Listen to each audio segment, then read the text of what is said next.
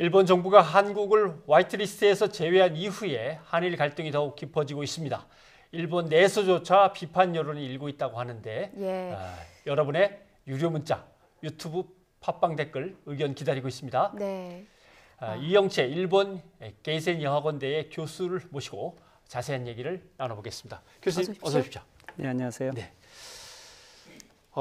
화이트리스트에서 뺐다라든가 아니면 일본이 경제적인 도발, 보복 조치를 했다든가 이런 거에 대해서 실제로 일본 국민이 얼마나 알고 있고 또 찬성 반대로는 어떻게 엇갈리고 있는지 그 얘기를 먼저 좀 듣고 싶습니다. 네, 일단 일본의 각 정당들은 여야 상관없이 일본 정부의 입장을 많이 지지하고 있습니다. 하지만 그 논리를 보면 한국이 안전보장상에서 이렇게 신뢰를 주지 못했다. 또 이것은 무역 규제 조치가 아니다. 관리다라고 하는 정부 입장을 그대로 하는 거죠. 이것은 어떻게 보면은 표를 의식한 발언인 거고요. 하지만 일본의 특히 신문 미디어들은 좀 입장들이 달라요.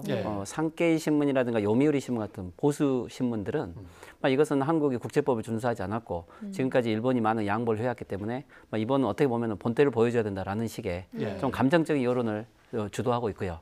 하지만 일본에서 가장 중도 미디어로 할 수 있는 아사히 신문, 마이니치, 니케이 신문, 또는 도쿄 신문 같은 신문들은 이것은 경제 영역을 정치 영역으로 끌어들인 거고, 그리고 또 이것은 오히려 일본이 그래서 명분을 잃어버린 거고, 또 현재 한일 간은 아무리 이 정치 역사 문제가 있다고 했지만 이 경제 영역으로 서로 협력을 해와서 세계적인 경쟁력을 갖게 된 것인데 이것을 다 끊어내버린다는 것은 어떻게 보면 두 국가의 불이익을 가져오는 공멸의 길이다. 그래서 즉각 철회해야 된다는 여론이 있는데요. 국민들에게는 물론 한국과의 최근에 여러 역사 문제도 있고 또 한국과의 갈등도 있기 때문에 한국 사회에 조금 불만이 있는 것은 사실이에요. 그래서 NHK 여론이라든지 보면 한 60% 전후가 이 조치에 찬성한다라는 말은 있지만 이것은 어떻게 보면 감정적인 좀 표현인 거고 실질적으로 이 조치가 정책적으로 어떤 영향이 있고 일본에 어떤 효과를 가져올 거라는 것까지는 일본 정부가 정보를 제공하지 않기 때문에 거기에 대해서는 현실성이 없는 여론이 있는 거죠.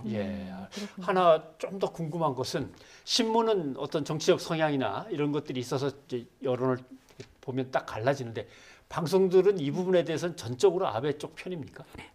아베 수상이 2012년 제2차 내각이 등장하면서 했던 맨 첫 조치가 여론 장악이었습니다.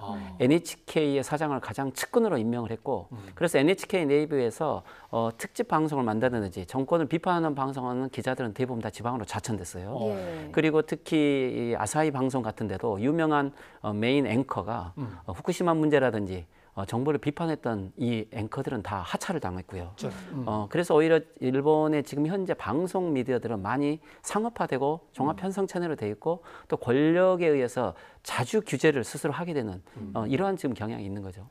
일반 시민들의 목소리는 어떻게 들을 수 있는 겁니까? 그래서 일반 시민들 같은 경우는 물론 많은 시민들이 집회도 있고 또 여러 가지 심포지움이라든지 일본 시민들 가지고 있는 풀뿌리 여론들은 많이 있죠. 하지만 일체 방송에서 그러한 목소리를 내는 사람들을 반영을 해주지 않고 거의 신문 같은 경우도 중도 미디어 이외에는 일반 시민들의 여론이 반영되지 않고 있기 때문에 이게 일본의 여론의 어떤 레벨인데 아베 수상이 등장하기 전까지 일본 여론의 어떤 국제 기자단에서 조사했던 것은 약 11위였지만 지금 현재 아베 수상이 2019년에 이런 언론의 민주주의 지수는 약 69위까지 지금 추락돼 있는 거죠. 이것은 세계적으로 일본의 지금 여론에 대해서 위험하다고 일본 내에 있는 외국인 특파원들 자체도 문제 제기를 하고 있는 겁니다. 뭐 나오시는 전문가들이나 아니면 만나는 일본 사람들한테도 물어봅니다만 정말 아베의 속내는 뭐냐? 근데 교수님 판단하시기엔 어떻습니까? 그렇죠. 여기 한국과 일본은 어떻게 보면은 냉전 기간에 한미일 동맹에 특히 아주 중요한 동아시아의 어떻게 보면은 안전의 동맹국인데 이 국가에 대해서 격을 낮추면서까지 일하는 조치에 대해서 일본 내에서도 솔직히 말하면 구체적으로 분석을 못하겠다고 하긴 해요. 하지만 몇 가지 저희가 생각을 해보면 첫째는 이 강제징용 재판 문제 즉 역사 문제에 대해서는 절대 인정하지 않겠다는 거죠. 일본과 한국 관계는 65년 한일 기본조약에 의해서 모든 것이 해결됐다. 그렇지만은 위안부 문제가 있어서 그것을 어떻게든지 아베 수상은 자기는 그래도 한번 양보했다고 하는 거죠. 그렇지만 그 속에서는 정말 무엇에 대해서 얼마나 정확하게 일본이 책임지고 사죄했는지에 대한 내용들은 일반 국민들에게 알려져 있지도 않았죠. 예. 그리고 하나는 이제 역사 문제가 크고요. 또 한 가지는 역시 지난번 이 남북 그리고 북미 회담이 열렸던 특히 예. 판문점에서 3자 이 수상 그 한국, 예. 미국 그리고 북한 이 대표들이 함께 판문점에 섰던 이 장면은 아베 수상과 보수 세력들에게는 충격적인 장면이에요. 일본에서 아베 수상 외교의 아베라고 많이 말을 해왔지만 예, 예. 실질적으로 이것은 결정적으로 일본이 배제되는 국면이었고 일본의 보수 세력들은 북한의 위협과 한반도 위기론으로 지금까지 정권의 기반을 유지해왔어요. 예. 하지만 이제 남북과 북미 평화 프로세스가 진행되면 일본은 거기에 대한 결정적 위기의식을 느꼈던 거고 예. 그렇지만 또 최근에 이 아베 수상 외교정에서 러시아 북방 영토 문제도 해결하겠다고 했지만 오히려 더 러시아가 영토를 강화시켜 갖고 예. 며칠 전에는 러시아 수상이 북방 영토를 방문해 버렸죠. 그리고 미국과 외교에 대해서는 트럼프 대통령을 추종하다시피 하면서 예. 모든 것들을 다 희생을 했지만 결과적으로는 국방비가 더 증강되고 있고 예. 무역 규제도 오히려 더 심해지고 있죠. 그리고 한국과의 외교도 실질적으로 보면 아무것도 해결되지 않았기 때문에 예. 지금 현재 이 아베 수상은 국내적으로는 연금 문제라든지 많은 사회 문제가 있고 예. 경기도 어떻게 보면은 성장의 가능성이 올림픽 이후에는 오히려 더 불안하죠. 그리고 대외적으로도 많은 위기가 있죠. 이 모든 문제를 한국 때리기로 무마시키고 있다고 하는 것이 어떻게 보면 본질이겠죠. 교수님께서 짚어주신 일련의 상황들이 일본 안에 있는 우익 인사들에게 어떤 불을 지핀 것이 아닌가라는 생각이 들 정도인데요. 그 사토 마사이사라고 외무부 대신이 문재인 대통령의 국무회의 발언에 대해서 무례하다라는 표현을 썼습니다. 이게 상당한 외교적 결례인데 일본 내에서는 어떤 평가를 받고 있는지요? 최근에 일본 외교의 하나의 특성인데 예. 일본 외교는 원래 여러 손님들을 잘 접대하고 예. 정중한 예절을 가르치고 자기 본심을 이야기하지 않지 그렇죠. 않습니까? 예. 하지만 아베 수상의 이 등장 이후에 자기들의 불만을 대외적으로 표출을 하는 경향이 있어요. 최근에 저희 이 조치가 일어나기 바로 직전에 예. 주일 한국 대사를 코노 외상이 조치를 해놓고 거기에서 말을 끊으면서 무례하다고 했죠. 예. 예. 이것도 일본 외교가에서는 있을 수 없고 그래서 많은 비판도 있었어요. 예. 어제 사토 마사이사 이 부대신은 이 사람은 일본 보수에서도 일본 회의라고 하는 극우 정치 세력에 속해 있는 분이세요. 예. 예. 그래서 오히려 문재인 대통령의 이 담화의 내용이 한국의 국민들의 아주 그 감정을 그리고 이 문제의 심각성을 적나라하게 표현해 주는 거기 때문에 일본의 시민사회에서 이게 번역이 되어서 많이 읽고 있지만 예. 오히려 한국 사람들의 기분과 이 위치에 대해서 많은 사람들이 이해를 하고 있어요. 어제 그 사토 마사이사 씨의 그 발언은 예. 어떻게 보면 문재인 대통령의 그러한 성명의 내용을 폄하시키고자 하는 거고 예. 오히려 일본 내에 그런 영향을 차단하려고 하는 이러한 정치적 제스처겠죠. 알겠습니다. 예. 그런데 안보상의 문제로 화이트리스트에서 한국을 빼겠다고 하니까 그럼 우리를 적성국으로 본다는 거냐? 우방인지 아니라고 인정하겠다는 거냐? 이제 이렇게 우리는 묻고 싶고 거기에 따라서 나오는 결과가 그럼 한일 군사정보보호협정 우리가 왜 군사정보를 너희들한테 제공하느냐 이런 문제가 아까 리포트에서 보신 대로 우리 여당 내부에서부터 이제 일기 시작했습니다. 일본이 이런 사태의 심각성을 제대로 인식하고 있는지 여론은 어떤지 그것도 궁금합니다. 그러니까 아베 수상이나 내각의 정책 중에 국내에서도 설명이 잘 안 되는 부분이 많아요. 예. 몰이각계 문제라고 해서 자기 측근들이 부정을 저지르고 대학을 만들려고 했던 것에 대해서도 국회에서 설명이 안 됐죠. 그렇지만 이걸 물어붙이는 거죠. 외교에도 마찬가지지만 즉 한국의 안전보장의 논리로 한국을 신뢰할 수 없기 때문에 그 보복 조치, 규제 조치를 한다면 예. 그렇다면 이것은 동맹 간의 신뢰가 안 돼 있는 상황에서 예. 지소미아를 유지할 필요가 없는 거죠. 이것은 우리가 보기에도 그렇다면 안보상을 재규정을 한다면 지소미아에 대해서도 다시 재논의를 하겠다라고 하지만 일본은 지소미아는 유지하고자 하는 거죠. 즉 그것은 어떻게 보면은 한미일의 군사 동맹이다라는 식으로 이야기를 하고 있지만 다른 의미로 보면은 일본에게 많은 이익이 있다고 생각을 하는 거죠. 예. 어떻게 보면은 미국이 아마 한국이 이것을 폐기하지 못하도록 압력을 가해줄 거라고 믿는 것도 있는 것 같고요. 네. 또 오히려 이것을 폐기하지 말라고 말을 하는 것은 한국이 만약에 이것을 폐기하게 되면 즉 한미일 동맹을 리스크를 만든 예. 이것은 한국이 장본이다라고 하면서 오히려 이것을 또 이용하려고 하는 이러한 지금 발언이겠죠. 예, 그렇게 보시군요.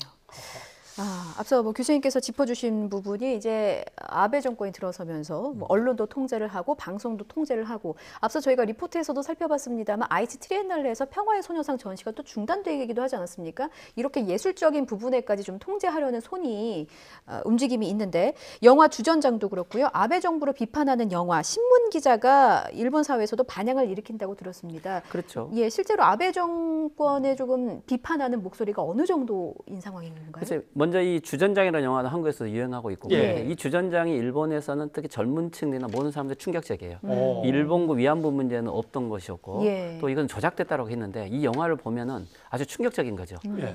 그렇게 배워왔던 교육, 사회의 논리가 얼마나 잘못됐다는 걸. 그래서 젊은 층들이 영화를 보고 나면 자리에서 일어나지를 못해요. 그건 하나의 새로운 역사 교과서가 된 거죠.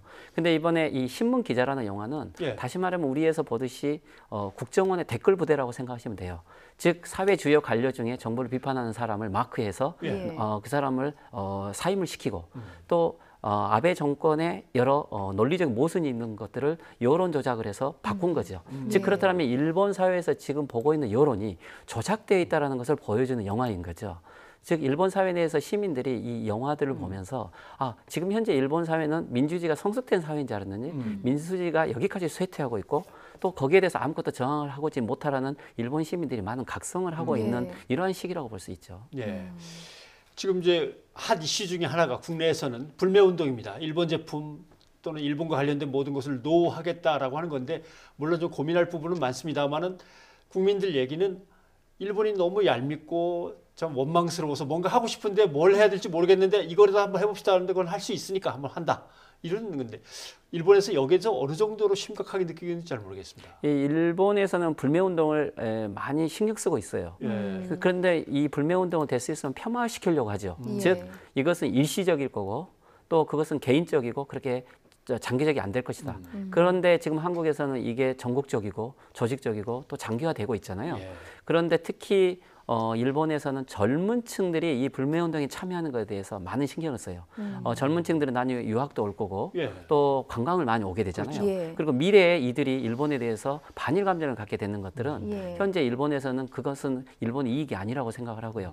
특히 무엇보다도 지방의 경제는 이 한국의 어느 여행객에 의해서 많이 유지되고 있기 때문에 이 여행에 대한 자제를 심각하게 보고 있는 것은 사실이지만 하지만 지금 정치 논리가 중앙정부의 의견에 따라가고 있기 때문에 솔직히 지방의 이런 목소리들이 중앙정부에 반영되고 있지 않는 거죠. 나름대로 일본의 특징이기도 하겠군요. 교수님과 말씀 나누면서 저희 뉴이조 가족분들이 굉장히 많은 의견을 보내주셨는데요. 잠깐 소개하고 가겠습니다. 4786님께서 일본 소재 독립은 꾸준히 해야겠지만 그동안 못한 이유는 그만큼 일본 기술력이 높기 때문이다. 일본과 외교로 경제 피해를 좀 최소화하고 장기적으로 소재 독립을 해야 한다. 언론이 좀 냉정해질 필요가 있다라는 지적해 주셨고요. 2369님께서는 일본 망언에 분노가 치민다. 과거 하와이 진주만 공습은 망언을 하지 않는 걸 보니 미국은 무서운가 봅니다.